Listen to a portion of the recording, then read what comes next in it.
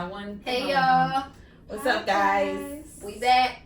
Season 4, episode 3. Yes. And we're on YouTube today. Mm-hmm. Yes, and you can actually see us. Ooh, Tasha. So hello. How was your weekend? What you been up to? My weekend was good. I didn't really do shit. Weekend was good. This is our family weekend. And then next weekend, no kids. And Lord knows I'll be looking forward.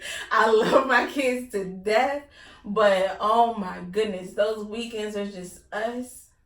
It's like you need it. Like you need that serenity. Man. That is so funny. So yesterday, Friday into Saturday, I had both my nephews. And I don't know why yesterday after I got rid of them both, I just felt like I needed to reclaim my youth. Like I was just like, I want to do this, and I want to go here, and I want to do this, and I want to drink all night, and I want to party all night, because you can. Right. Now I'm paying for it. When I dropped them off, leading up to dropping them off on Fridays, because I dropped them off on Fridays with my mom, and I pick them up Sunday.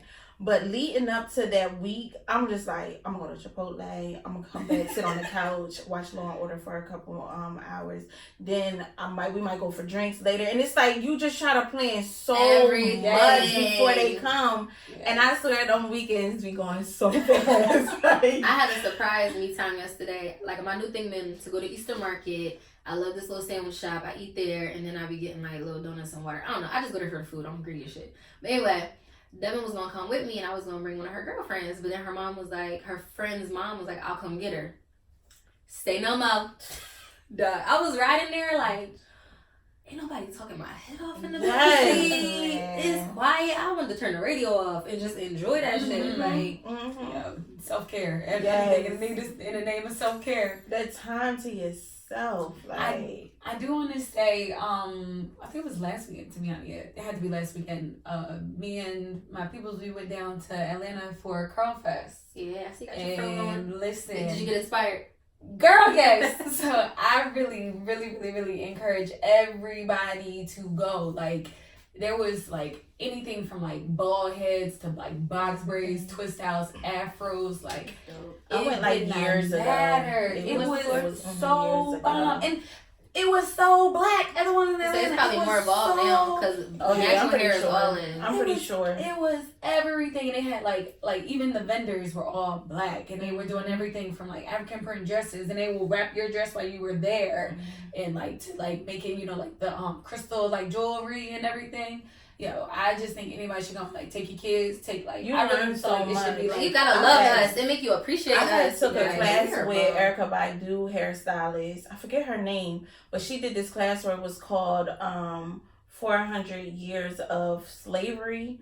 And she basically just like went back and like was just telling us about how relaxers came into play. And the reason why relaxers came was because when the slaves used to brush the white girl's hair, it was like just going through like, real easily. The brush will go through, and then when they go and try to brush their hair, our hair is more kinky, it's getting a little, a little harder up in there. And then that's where the whole, straight and curly problem, I say it's a problem, realized, because us black women started thinking that our hair was too confrontational, too much to deal with, and this and the third or whatever, and wasn't educated because all we seen was, just the straight hair easily being able to be brushed. Because we're taken from a land where everybody has hair like us. We don't know no different. So we come to the U.S. where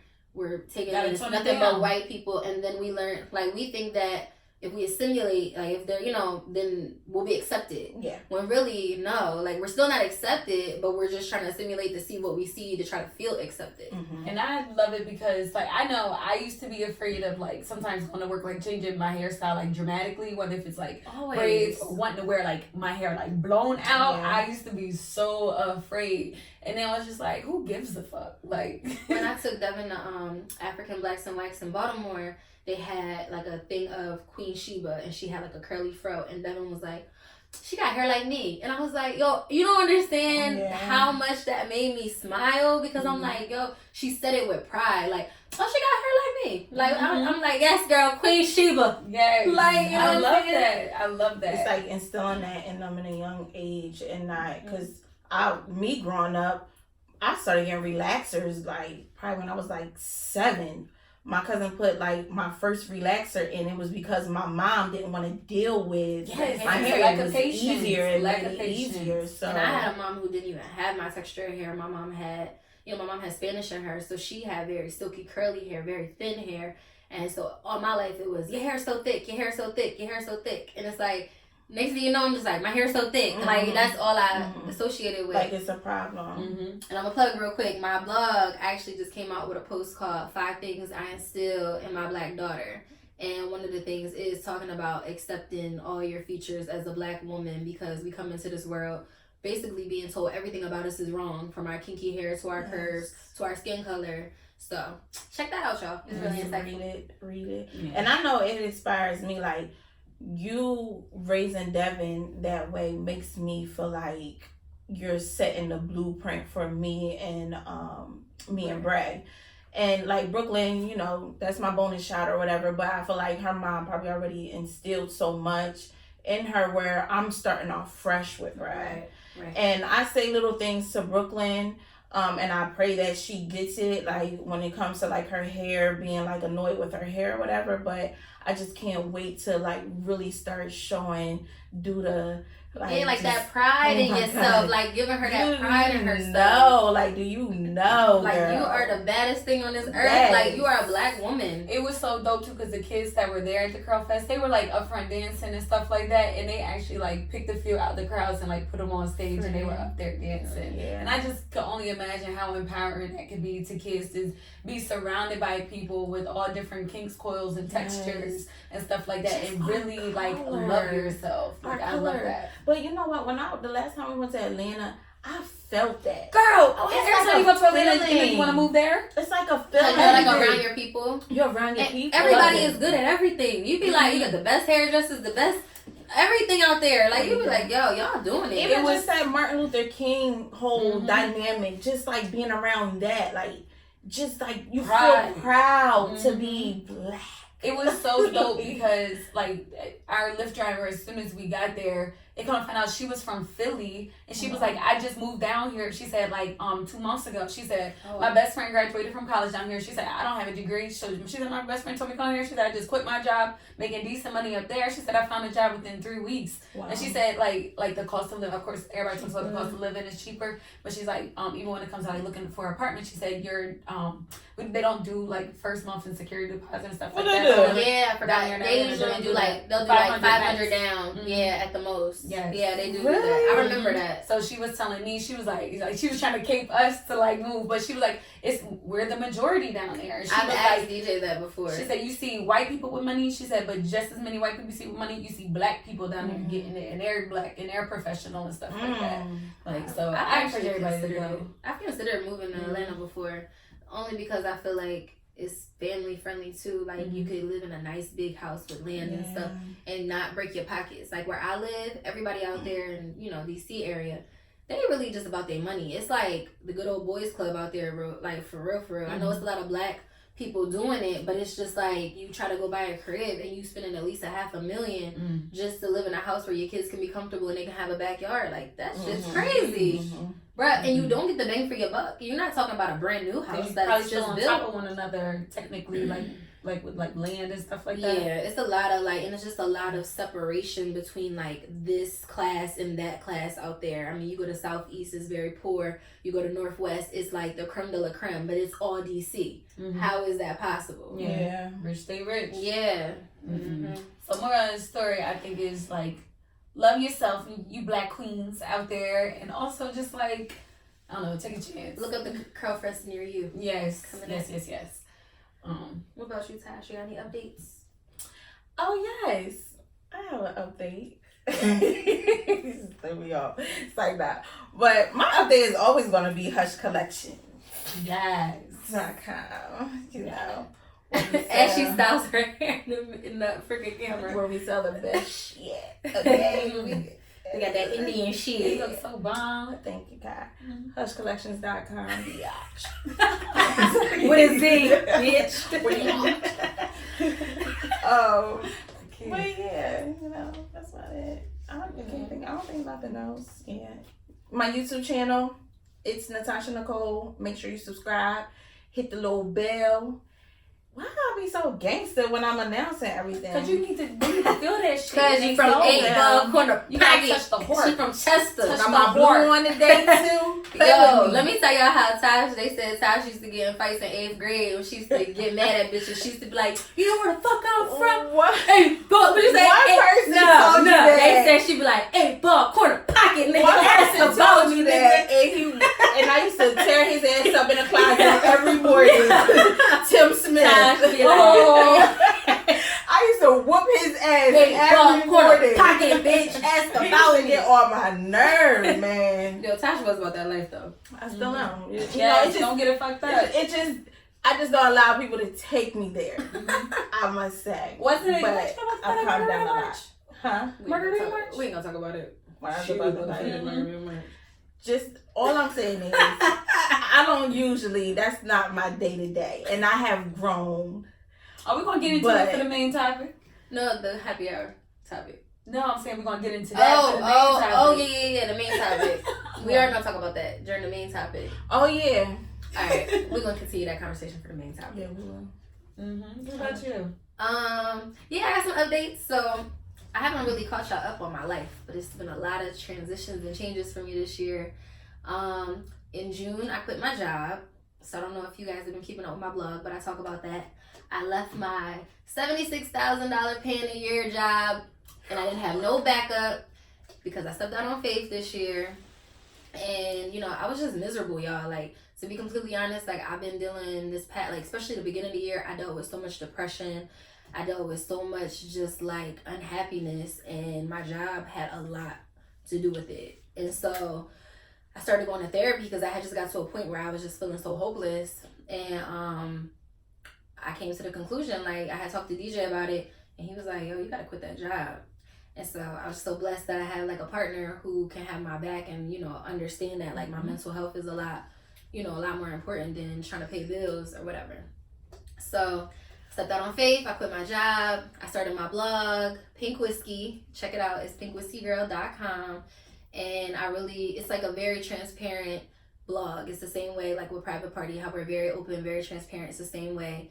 And I talk about, me leaving my job, where I went from there, obstacles that I go through, different things I go through that you guys can definitely relate to.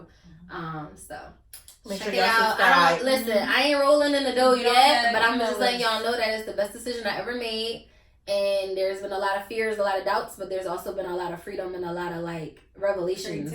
Yes, I mean, it's just been so many revelations. I just look at life so much different now. I'm not controlled by what I think I should be doing or what I have to be doing. Like, I am making my own rules, and I love it. And I'm really just putting my faith in God, and He has not failed me. Like, I have not felt broke since I left my job. I have not been behind on my bills. I ain't about to be evicted. Listen, y'all better give me shouting over here. Can I get a witness? You better Okay, listen, because they definitely did evictions in my neighborhood the other day, and it was mad couches out on the curb, but it wasn't mine. So, like, I'm just grateful. Like, God has really been looking out for me. He's been carrying me through this, even though I don't even know a lot of the days what direction I'm going. But, trust in God, y'all. I'm telling you, it's a real thing. Like, talk to Him and just ask Him for guidance and peace of mind, and He will provide that for you. And listen, don't just ask, listen. Yeah. You have to be still and listen. You can't ask and be all over the place. Yeah, like, I do a lot of my prayer in the shower. I pray to God in the shower all the time, and I talk to Him. And, like, my latest prayer has been, I don't know where my next step is. I don't know if you're looking for me to get another job, or if, you want me just to continue solely with my blog and my brand. But whatever it is, show me. And if it is to go with my brand, please provide me the means to be able to work out. You gotta be specific in that prayer, girl. You know, come to Him boldly. And I promise y'all, like, the next day He'll show me something different. Like, the very next day after that, He'll show me, like, and I'm just like, all right, I'm rocking. Like, I'm here. And I'm not gonna say I don't have days where I don't feel down on myself, or I don't feel like I'm not doing enough. But that's normal. Yeah. And so, you know what I call those days when I'm like, lately I've been like talking to myself like, all right, Tasha, you're not in control, because when those days come where you're feeling like nothing's going as planned, your like plan, maybe 2 weeks sometimes. exactly, and that's all in your plan, but that's not what we're living by. We're not living by our plan, we're living by his plan. So I just constantly talk to myself like, yo, chill out, take this time to put this energy into something else you could be doing that you can get done, or and then I even take my phone and I like put it somewhere, and because I'll catch myself just sitting on my phone like waiting for it to go off. Is it an appointment? Is somebody buying hair? And it won't be none of that. And then I walk away from my phone, I pray, I'll do whatever I need to do, put my time and energy in something else, come back to my phone, appointment. I'm on my phone or order. And it's just him being like, patient. Didn't I tell you we on my time, not yours? Yo, Sarah TD Jake's daughter Sarah said, sometimes I gotta just be you and God for a season. Like, yo, I felt that wholeheartedly. Like, she did a whole sermon about restructuring. Like, your life was working fine the way that it was at one point, but now that you're crossing over into the promised land, there's a lot of restructuring that gotta happen, because sis, you ain't gonna be able to function that same way as when you were trying to get to the promised land. Once you get to the promised land, your life go through some restructuring. And yo, when I tell y'all, I literally cried the entire time I listened to that sermon. Like, y'all should definitely check that out, because it's true. Like, your life is gonna go through a lot of different things, and the changes that happen feel like failures, and sometimes the changes that happen make you feel uncertain or like you're not getting anywhere, but really it's just a transition. It's a restructuring. It's just, taking you to that next thing. It's not a failure. It's just it's strength. And I talk about on my latest blog about the first time somebody asked me, like, so what do you do for a living? And the shame and all the stuff that comes along with that after. Y'all read it. I'm telling y'all. I spilled my heart out. Yeah. I get it. I definitely get it. Kiaya, what time is it? What up? Oh. Kiaya, what time is it? It's 5 o'clock somewhere. It's time for happy hour. Yeah. Oh, okay. I forgot I was supposed to be the one introducing it. I was wondering, she was just staring at I was looking at Tasha. Tasha was supposed to introduce it, but then we swapped last minute. All right, anyway. So the happy hour topic today is around parenting. So the question is, if you're the main custodial parent, if you're the one that is the main parent, the one that's always with your child, and you're dealing with the other parent who is more like in and out. They come around when maybe like their money's okay, or they come around when, they're not as busy, or it's more convenient for them, or whatever their circumstances. But they're not consistent. So you don't have a consistent schedule. They're not looking for one. They come in and out. You have some parents who get fed up and they say, listen, you're going to be all in, or you're going to be all out. You're not going to keep doing this with my child, kind of playing with their emotions. But then you have other parents who feel like, I'd rather my child have some kind of relationship or interaction or familiarity with their other parent than to not have anything. So we kind of wanted to get y'all opinion on what y'all thoughts are around that. And we're going to talk about like what our views are on it. I definitely have experience with that as a kid myself, and then also now raising a child who, I'm not with the dad or whatever, but what y'all think? So. Yes, and definitely reach out and let us know your stories and your opinions on it, like on our Facebook or, via our Instagram and also our email. So. Yeah, we're going to get a lot better with like putting up questions or even like clips of this on our Instagram so that you guys can then respond to like your thoughts on it. Now that we're getting our little video thing situated, now that we figuring out how to really work this thing. All right. So you said like, how do we feel about it? So I think for me as a child who kind of dealt with that, I feel like it was my mom. So I was raised primarily by my pop, and so my mom was kind of like the fickle one, like in and out whenever she wanted to. And it was like, for me, it was difficult when I was younger because my dad always was there. When we got older, it became a thing, like, oh, I want to go see my mom. So it felt like it was always us reaching out for her, and it didn't click to me that it wasn't her, reaching out saying, oh, I want to see my kids, or I want to be around my kids, trying to make it a consistent thing. So that was the thing that was hurtful as I got older, when I look back and kind of see that's how things were. But I kind of wished, like, to be honest, like, my pop would have just kept her away. Really? I do. I really do. I feel like it would have saved me and my sisters like a lot of, you know, like I don't want to say identity issues, but I guess like love issues. Because I mean, Rejection. A lot of people see that with a father, which is no better, but it was very hard as women growing up without a mother there. And so I think it would have been easier, but I do see how it kind of benefited me in a way, or I'm still trying to figure that out. That's primarily the topic of discussion every time I go to therapy, is trying to work through that, because I didn't realize how much that affects me in different relationships I have with people. So it became a thing. Like I remember, when my dad got custody of us, like he was a primary parent and she was allowed to see us on weekends or whatever. She had like visitation and stuff like that, but it became less and less consistent. The worse she got, the less often she came, and then we can go months without seeing her. And then at one point in time, she moved out to Cali. Another point in time, she moved down south. Like my mom's always been in and out the picture. Mm-hmm. But when we were younger, we wanted a mom so bad that every time she came, it was like you Christmas. Embraced her. Yeah, embraced her. But then as you get older, you start to realize like this shit's fucked up. It's kind of fucked up. Yeah. So yeah, that's my opinion on it. So you think that if you were to raise your child and you had an inconsistent father, I really think I would ask.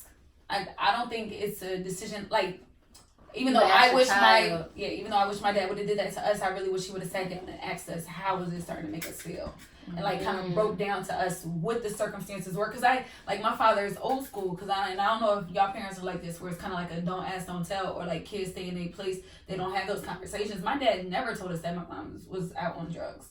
It was something we realized when we were older, once we seen her do it. So I think primarily if there was a conversation about like, listen, this is what your mom going through. This is why she in and out. She's dealing with these mental issues because my mom is like manic, Manic depression. Yeah, manic depression. And she also has bipolar disorder. Like I feel like if that was a conversation back then, it would have helped us with acceptance as we get older, because we're still struggling with that part of acceptance as adults. Right. So I feel as though if he would have said like this, like, how do y'all feel? Do y'all want to go visit her like in shelters, women's shelters and stuff like that? Do y'all want her to have y'all on weekends and stuff like that? Like, and I feel like that would have gave us more power to kind of decipher like what our relationship would be like or could be like. I think as a parent, you look at it as you're protecting them. Yeah, because although like it's easy to say like if he would have just sat us down and said that, who knows how like a 7 or 6-year-old brain can process that kind of thing? Because then you start to kind of wonder, like, kids sometimes go off on tangents where they start to think like, well, is she on drugs because of us? Did she want to, is her life hectic because of me? And they start to blame themselves about certain things. So you never know how a kid's going to take something.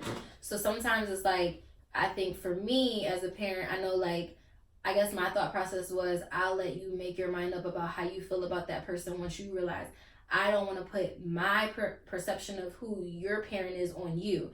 And I feel like it's only up to him to tell you his story. I can't tell his story. I can't say he wasn't around because of X, Y, and Z, because honestly, I don't know why he's not around consistently. You know what I'm saying? I can make assumptions. I can say what I think it is, but it's not really my, like, I don't, like, to an extent, it's not my place to put that opinion in her ear. Yeah. Like I try to let her draw her own conclusions, which I sometimes don't. Me and DJ have talked about this, and he has said to me before, like, well, what do you think about when she's 16 or 17 and then it all hits her at once? Mm-hmm. How do you think she's going to handle that? Because once it does all hit her, there is a chance that she could go in a downward spiral because she doesn't know how to take it all in to be like, yo, this is what it really is. And then you're starting to deal with things then. And so it's tough. It is, because like just like you said, like you don't know how they could process that information when they're children, but also we don't know how smart they are, how they're feeling too. Like because I did start to realize, like when I was younger, weekends that were my mom's, she wouldn't come, but I would know this was our weekend, and to me that it was just fucked up. But then we would call her and she would give us a reason why. Blah, blah, blah, blah, blah. And we would just be like, oh, okay. And like, just brush it off like it was nothing. Not realizing like, that's toxic behavior. Innocent. You're so people oblivious. something that I really wish people would get out of their minds is the fact of like, well, that's your mother or that's your father or that's your family, stuff like that. Like toxic relationships are toxic relationships, and they gotta go regardless of where they're coming from. Yes, like things like that. Like we gotta break that cycle. I had a dad who was, when I was around him, he wasn't on drugs or anything, but he had a lot of kids. Like I was the youngest of 7 on his side. And so my dad was never really stable when it came to like where he was living and stuff. He was just like, I don't know, you want to say a 2-bit hustler. but like that nigga had different jobs. Yo, where I got a candy store at one point, then this nigga used to sell oils. Like, you know the nigga with the kufi and the oils? That was my dad at one point. Like, he used to sell sneakers. Like, my dad was just a little 2-bit hustler. Like, go to his crib sometimes, or I go to my grandma's because he lived with my grandma a good part of my life. Like, he had this, like, jacket where I don't know where he got this shit from. Like, I don't know. Like, I don't know. But, because I feel like he struggled in finding his own way in life. Like, just as a person. Like, he was never financially stable. He kind of had his ups and his downs. He had his good times, bad times. That reflected on how he was as a parent. So he would be in and out, but whenever I was around him, he was always a very like loving father to me. He always was very like affectionate, very just like, I don't know, like I loved everything about his, you know, charisma. So like I loved being around my dad. Like you couldn't tell me nothing about him, even though he wasn't consistent. And then also we used to live in New York, so I guess in my mind I used to be like, well, we moved away, so my dad lives in Delaware, you know, like I don't know, but I do feel like once I got older is when the anger set in. When he didn't come to my, you know, high school graduation. When, you know, I was playing basketball and he kept saying, I'm going to come to your games, I'm going to come to your games all through high school. And he never came to none of my games. When I started to put stuff together, I'm like, yo, like, am I even important to you? Like, you know what I mean? Like, you just all talk. And for me, although I never, because my dad passed away when I was 19, I never got to express that. It was more so a thing that when I got into relationships with men, then those things started to show up. I learned how to make excuses for men. I didn't know how to actually be treated. Like I didn't know like what to expect. I was just happy that they were there and saying that they love me, not even really knowing what love from a man was supposed to be like. You know, and I fear that about her. I feel that about my daughter because I have seen it where it's like, oh, he's probably working, and it's like, oh, let me see. Because I'm just, well, it's just like, I don't want you to get used to this young making excuses for a man. So how do I do, like, because I do allow him to come in and out, to be honest. Like, I don't do the all in or all out thing because it's one of those things where I really fear that she's going to think that I kept him from her. So I allow that. Like, if he hits me up and says he wants to see her, or he hits me up and says he wants to get this for her, or whatever, I'm like, okay, cool. Not that I'm like running on his time, but it's just like I'm open to it. And so just like you said, let them formulate their own opinions because time will tell. And we've had conversations. If she asks, I'm gonna be honest. I'm not gonna like lie to her. But for as long as she's not asking certain questions, I don't feel like it's my job to just be like, oh, by the way, just so you know. Your daddy, but for real, patterns repeat themselves, because I swear her dad a 2-bit hustler too. If we really being honest. Okay, so my viewpoint. Curse. Oh my gosh. So my viewpoint, when it comes to my kids, the situation is like a bit for most of our listeners, you know, my sons, their dad was abusive, and dealing with a situation like that, what bothers me with allowing them to see their dad, because like for a year he couldn't have no contact. Sorry, I just went blank. He couldn't have no contact with me or the kids. And so for that whole year, they went without seeing her dad. So you can only imagine all of the questions and everything like that. But they also, but they also were younger too. So now that they're getting older, and we went through the whole trial, even after the restraining order was up, we went through that whole trial of him popping in and out. And what was happening was when I would allow him to pop in, he would stir shit up. And it's like, okay, they see their dad and they're like so excited. When they were leaving, they were like crying hysterically because they know they wasn't going to see him on a consistent basis. And of course he would try to make it like it was something that was going on on my side, like at home, where they was crying like that, but like trying to villainize you. Nevertheless, exactly. So and then it's still dealing with that. He's still thinking he has that control and that power, and it's me who have to step to the side and be like, it's not, it's not about you. It's not about the past or whatever. It's about your sons. So with doing so, like now recently, I had to have another talk with them now that they're older, and I let them know, this is how your dad was when we were together, and one thing that pissed me off. Well, wait, before I go there, let them know what hit on you. Yeah. I know you used to hit on me and everything. And my oldest son, he remember vaguely a little bit, but not so much. And you say you think he still does that, right? You think? Absolutely, yeah. I know for a fact he still does. I know, women who been dealing with him recently. And he's still acting like a child. Yeah. He recently put someone in the hospital. Yeah, and like I know her baby dad, and the baby dad, had seen my mom and was like, "I'm looking for him." Like he put my baby mom in the hospital or whatever. Like, that is. So that's something. So like, I'm now, since he been out the picture and I've been like with Brennan, it's like they get to see real love. And like Makai, he was very affected by that. Like Makai was bad off. And I'm finally getting him to where he liked people, where he can be around people. He used to scream and he just used to be so angry and just so timid. And it was like, we had to do a lot of work with him. So to allow them to start going around him, I don't want them picking up or even remotely being around any of that. So the last time they went with their dad, this probably had to be about like 2 years ago. Yeah, like a year and a half or 2 years ago. And their dad had a girlfriend.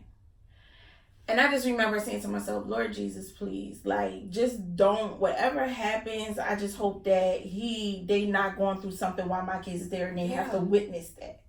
So, but they didn't. But one thing that pissed me off with talking to my sons was that they said their dad lied to them about the girl being his girlfriend, right? And it was like, Mommy, we not dumb. We know that's his girlfriend. He said that was just his friend. Nothing important or whatever. Right. But when I'm talking to my son last week about it, he said, Mommy, my dad was lying or whatever. I knew he was lying. He was like, that's what made me start lying. Now, Mono been having a lot of issues with lying. I've been having to whoop his ass because of the lying, but not knowing that's where he got it from. That's where it stems from. Because anybody know me, I hate lying. Like, I hate a liar. I hate a liar. I really do. And it was really making me look at my son's side eye, and I really was whooping his ass because I don't like that. So for him to tell me that's what it stemmed from, I'm just like, it puts me in a hard place because they still want to see their dad. And what I told them was, I'm seeing her telling you guys what happened because what I want you to know is I always have to reach out to your dad. He don't reach out to me to say, I want to see y'all. And and I'm like, and that's not okay. That's not right, because as much responsibility I take to be your mother, he should do the same exact thing.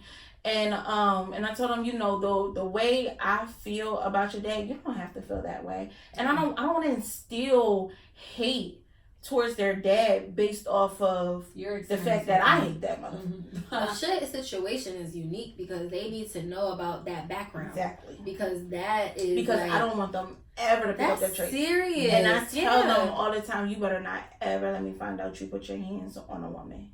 Ever. I don't care what she doing. If she push you, if she do whatever, try to get away. If she's not letting you get away, you push her and you leave. You're a witness. Right. So, and I constantly have those talks because not only their dad was abusive, his mom was abusive to his girlfriend. I mean, her girlfriend. She was gay. Yeah, she was gay. And she was abusive to her. So that's where he picked it up from. So that's where he picked it up from. And I'd be damned if I let Marlon Mackay pick that up from him. And that's so scary because, like, I know for me as a child, it was this whole thing, like say if one of my parents or someone close to me was having a conversation about my mom, like, putting her down, and I'd be like, y'all crazy, like, she loved me, or something like that. Like, I will always, as a kid, you always think you're the exception, like, you tripping, like, my mom loved me, like, re-fucking-lax, and that's you just realize that love is different. Right. And that's why I always tell them, it's okay to love your dad. I'm not telling you to hate. Because they was like, man, he shouldn't have did that to you. Marlo was like, when I see him, I hit him on the side of his head with a bat. No, I'm like, no, Marlo, you're not going to do that. I know Marlo. That's your body. You're not going to do that, son. That's not what you're going to do. But, you know, it's okay to love your dad. And if you want to talk to your dad about that, go ahead. That's fine. You got my viewpoint. You can get his, but mine is what really matters. It's kind of a blessing because the fact that he does kind of stay away because your kids could be witnessing a lot more. He could be going hard trying to go to the courts to get him and all that. But I wish you would go to the courts. Please do. So that back pay can start hitting this bank account. Okay, please go up to the courts. You know, I think about that with Devin. Like, not that. You know, he's a bad person, but he just has ways about him that he's very blunt, and he'll say stuff about you that just comes to mind. There's no exception, not children, not whatever. So I always wonder, like, if he was around all the time, would that crush her spirit in a sense? Because she's very lively, she's very confident. And so I just trust God. But again, I'm gonna leave that door open until, like, for you it's a little different. But for me, I'm just like, until it's something a little, like, you know, that I completely disagree with, I kind of let it rock. Yeah. I don't know how I feel about it later. It was so weird. So a couple weeks ago, I kind of had this revelation. So me and I was at Concord Mall, whatever, and it felt real familiar. Like, I just remember, like, I had like a glimpse of like my childhood while I was there. So my great grandma, she used to work at Boscov's. And so I just remember, like, weekends when I was with, like, say my mom's mom or whatever, like, because she would come get us every now and again, and her taking us up to Boscov's, and then we'd go up there, see my great grandma, and she would give us all this, you know, stuff like that or whatever, and take us back home.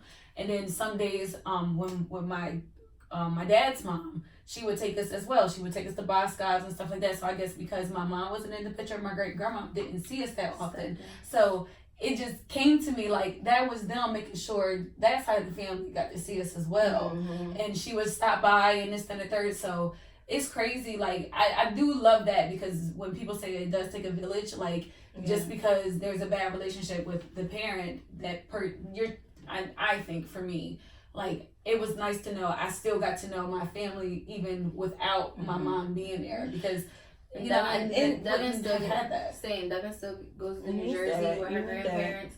She still, he has a daughter with someone else outside of, you know, me, and she still keeps in contact with her. Mm-hmm. Me and her mom, her sister's mom, we make sure they keep in touch.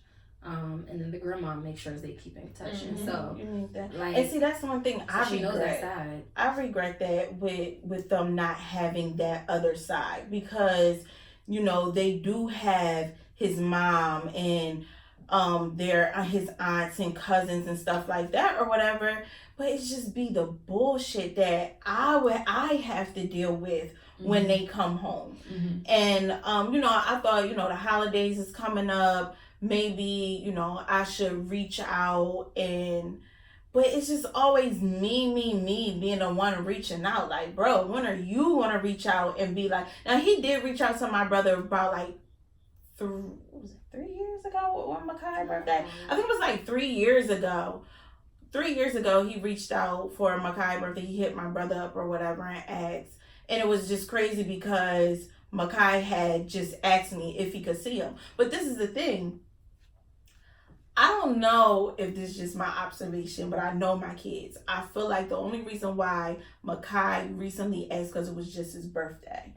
And he knows he's going to get a gift. Because every time they go with their dad, they get one toy and sometimes one pair of sneakers. But they set that pace. Like, I used to be like that with my dad. Like, he was a bank in my eyes. Hell yeah. So I feel like, is it really that you want to see your dad? And do you really miss your dad? Or Or you just being a kid and you think you're gonna get a toy? See, for me, I would want to see my mom because it felt more like freedom. Like my dad's a little bit more, strict and stuff like that. So when I get to go with my mom, she don't give a fuck. So we're gonna fuck him up. Hey, I was at my dad's house again. Fruit by the fist for breakfast, Cheetos. We was going to the store 3 times a day. I was riding all my little teeth out. Oh man, I love me some homegirls. And see, it was always looking at going to see my Yo, boy, my dad lived on the east side, yo. My dad lived on the east side, yo. Dad jumped that across the street, the little penny candy. Nigga, let me tell you. See, my dad, he lived in Texas, so I didn't see my dad. Like, I didn't see him unless he got on the plane. And that was like Texas. however many times or whatever. But it was like just straight my mom. And that, I don't know if that stems from, I feel like, well, I know it does.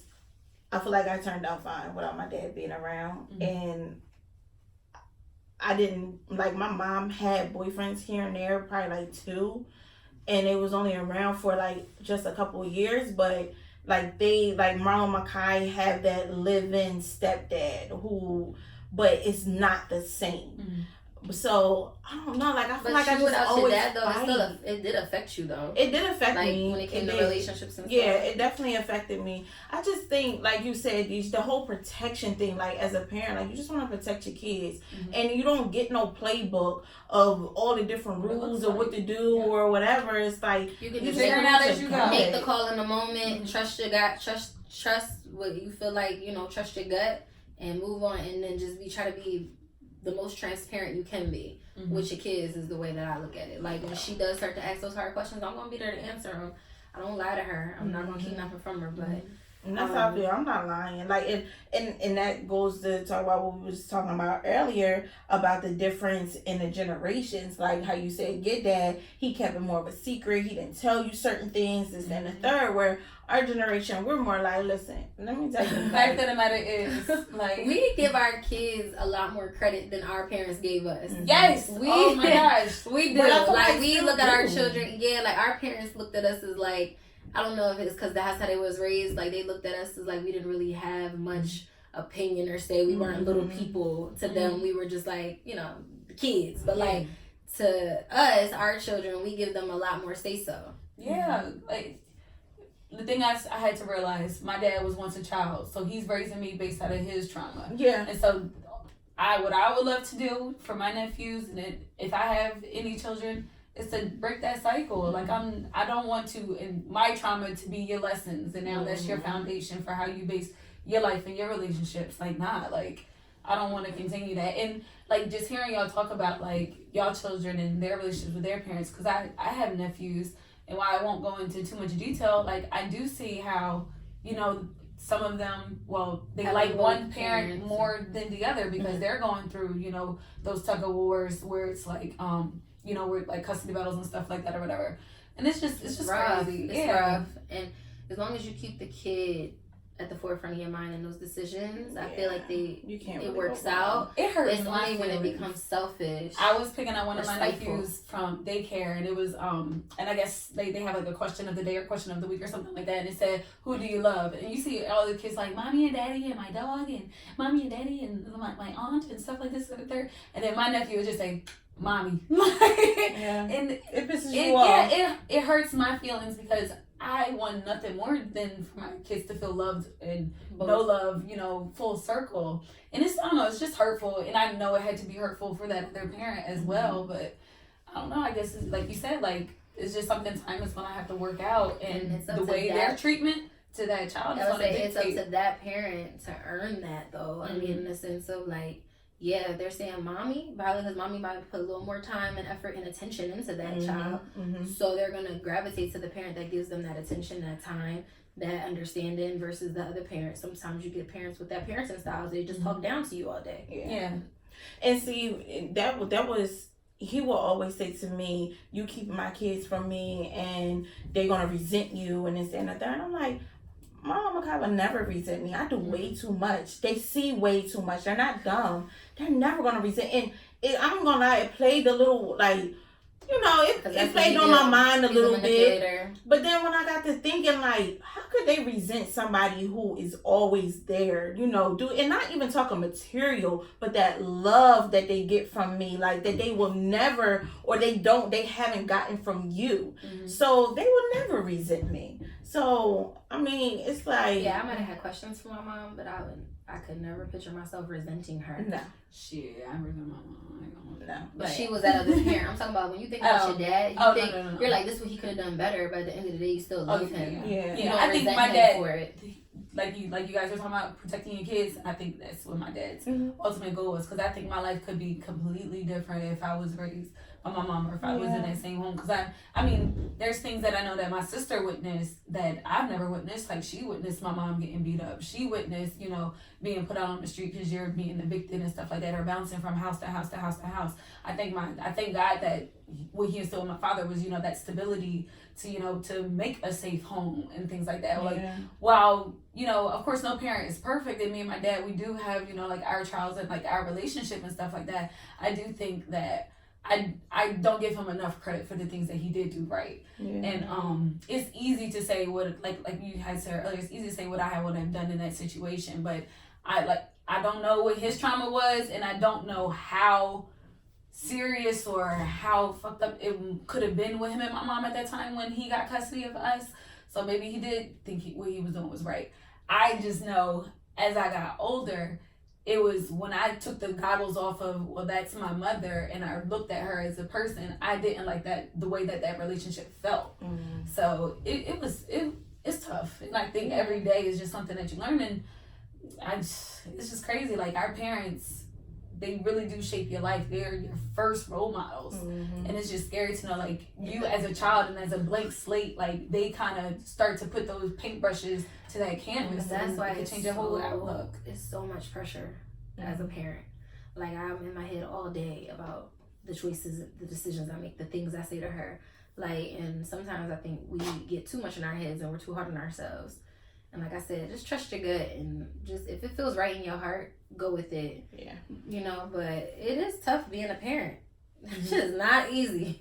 Not at all. I wasn't though for like, cause you know, back in the day, I don't know if school's still doing now, they would have like the father-daughter dances, or the mother like comes and. Devin hasn't had a school that's done that, and I'm grateful. I hope they don't do that shit, because I personally don't. They do that reminder. The closest thing to that they do is for Mother's Day. They do the muffins with moms, and then for dad, donuts with dad, or whatever. Yes. And DJ went to her donuts with dad's thing or whatever. Step parents, bonus parents, whatever, they get the short end of the stick, because the kid always wants their main parent. I mean, their original biological parent. And you can be busting your ass, giving them all the love that person is supposed to be giving them, and they still will rate you second. Yes, yo, that shit gotta be tough. Like, you be telling me like rejection is so real sometimes. I have another question. So, say like we were talking about, you know, like parents bumping or coming in and out. So when you start dating, say if there's a rift between, you know, like the person that you're dating now and that other parent, how do y'all handle those situations, or have y'all ever experienced that? I personally haven't experienced, because DJ kind of like lets me and him talk things out, but again, me and him have never had that strong of a co-parenting situation to where it's even gotten to that point. Devin and DJ, that's the household, that's the family. I hate to say it, but like, he comes in and does the here and there, but he kind of already knows he don't really have too much of a say and stuff. So that's not nothing I really ever had to deal with. Oh, I have. And I heard this on Breakfast Club as well. So this woman, she was saying like, basically like, she remarried and she shares the last name with the husband that she married. Her daughter still has her biological dad's last name. She wants to change the daughter's last name, you know, to the family name. Is the dad around? No, and that's the thing. But she said he's not around. He's not consistent. But because she asked, he's like, no. Yeah, he's like, fuck that. Yeah, how do y'all feel about that? I know somebody who did that. Cause I feel like you ain't here, so fuck you. I know a girl who did it, and she still went forward with it anyway. And then it was up to him to petition it, but he was too fucking lazy to petition it. And then she offered him to drop the rears to do it if he would sign everything over. And he was being stubborn about it, but then when he didn't show up to court anyway, she still got awarded the name. On top of the fact that she got to keep her ears. Yeah. I mean, I feel like the only time they're gonna, that's the only thing they still have that they can have some type of say in. And it's like, at the end of the day, it's just to be an asshole for real. Just because you can. It's say because no. they want to say that's mine. And it's just like moving. Like if you have a new family or whatever, and you decide to move, you can't just move to a different state or whatever, unless you have to say so from the other parent. But if the other parent is not around, like. They don't want to see that happily ever after. Yeah, they don't. They're miserable. They're miserable. I hate every time somebody call me her last name. They be like, Miss, yeah, and I'll be like, Miss Scott. I'll be like, Miss Scott, how can I help you? Yeah. They Have you ever thought about changing her last name? She used to ask me if she could change to Scott, but I feel like she's gotten used to her last name. So honestly, I'll just let her keep it. But if she got a little older and she want to change it to Scott, hey, by all means. But then I'm not going to have Scott for long. So it's like, I mean, you know what I'm saying? I'm going to get married eventually. My man ain't here for nothing. So I ain't about to be Scott for 200. She going to have the same last name as my mom? And then when my mom get married again, she can keep that last name. I mean, at the end of the day, her older sister has it. Her grandparents and the family that she knows, they have it. So it's not like she doesn't know anybody with that last name. Once my mom got married, I was the only one in the house with Scott. Everybody else was a Wicks. And then that shit said, welcome to the Wicks family on the door. And I ain't gonna hold you, the economy ain't full away, but I do. But nah, I don't think she'll care. I don't think she thinks about it much. So it's just a name. It is. No water's out there and I keep coughing. So y'all think we did this topic too long? We get into a main topic? I was just about to say, I think. Damn, because this topic is going to be good today. All right, I'm having issues. What time is it? Really? Oh, we got to go. You still got your things to do? No. You don't? Mm-hmm. Oh, okay. My heart. All right, well, y'all want to sign up on this episode? Yeah, we I sent it back. I'm choking. All right, Kiaya, we're having a... You all right? No, bitch. Why I gotta be a bitch? I'm gonna ask her if she's great. Why not a snort? Sorry, y'all. We were off our rocker. Okay, so I mean, I guess the consensus is just like it's really unique to your situation. Yeah. Right? Y'all, Y'all let us know what y'all think. Like, what has been y'all experience? What do y'all think is the right choice? Do y'all think there's a right choice? Let us know. Y'all know our Instagram is Private Party Podcast. Our email is privatepartypodcast@gmail.com. Our Twitter __private party. And yeah, email us, hit us up. Facebook, everything. Call me, beat me if you want to reach me. Oh, follow us individually on Instagram because we all getting our followings up. At Hair Addict 6. At Dij_diaries, DIJ_DIARIES. Yeah, y'all know me. I be taking hiatuses and shit like that or whatever, but it's _melanin, MELENIN, Monroe, MONREAU. And you can find our personal pages in the bio of our Private Party Instagram. So click us and get to know us and relate, you know? All right. Until next time. Camera, guys. All right, guys. We love you. Till next time. Peace.